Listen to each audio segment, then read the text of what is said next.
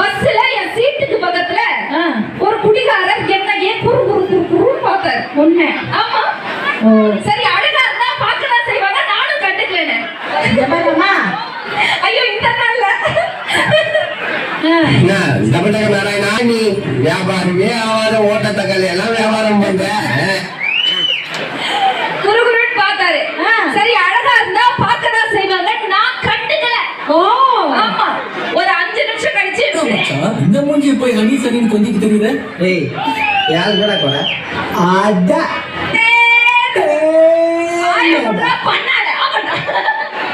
தேவையா தேவையா பொங்குன்றேன். யோசிச்சு பாருங்க நடுவர்களே, நான் கண்டுக்கலக்கா. ஒரு 5 நிமிஷம் கழிச்சு அப்படின்னாரு. யாரு நீயா? இல்ல அவரு. நான் வாந்தி எடுக்கிறதுல அப்படி ஒரு சந்தோஷம். கல்யாணம் ஆயிடுச்சா?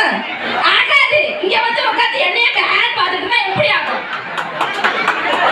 ஆட பாரு. நான் வாந்தி எடுத்தேன். நான் வாந்தி எடுக்கிறதுல உனக்கு என்ன சந்தோஷம்? என் மாமனே சந்தோஷப்பட மாட்டான். ஆமா. யோசிச்சு பாருங்க அப்படின்னாக்கா. நான் சொன்னேன், நான் தமிழ் படிச்ச பிள்ளை, அரியலூர்ல அறத்தோட பண்பாட்டோட மரியாதையோட வளர்ந்த பிள்ளை. கண்ணுக்கு முன்னாடி ஒரு ஆம்பளை வாந்தி எடுக்கும் போது என்னன்னு கேட்காம என் பாட்டுக்கு உட்கார்ந்துருக்கலாமா? தப்பு தானே? தப்பு. நான் கேட்டேன், உங்களுக்கு என்ன பிரச்சனை? ஒருவேளை உங்களுக்கு வாந்தி வந்துச்சுன்னா நீங்க வேணா ஜன்னல் பக்கம் வந்து உட்கார்ந்துக்கங்க, நான் வேணா என் சீட்டை உங்களுக்காக தரேன்.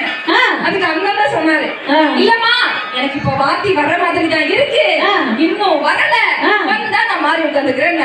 சத்தியமா சொல்றேங்க, சத்தியமா சொல்றேங்க, அந்த நிம்மதியா தூக்கிட்டாங்க. இவன் எப்ப வாந்தி எடுப்பான்னு நான் குறு குறு குறு குறுமே பார்த்துட்டு வந்தாக்கா 3 மணி நேரம்.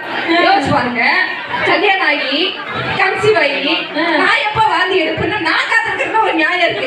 கண்ட குடிகாரெல்லாம் வாந்தி எடுப்பான்னு நான் குறு குறுன்னு பார்த்தேன். யோசிச்சு எந்த பேபி நீ வாரா, எந்த பேபி தலைமேகும் வர்ணஜாலும் கொண்ட போலும் எந்த பேபி நீ வாரா, எந்த பேபி தலைமே. யோசிச்சு பாருங்க, நான் யோசிச்சு பார்த்தேங்க.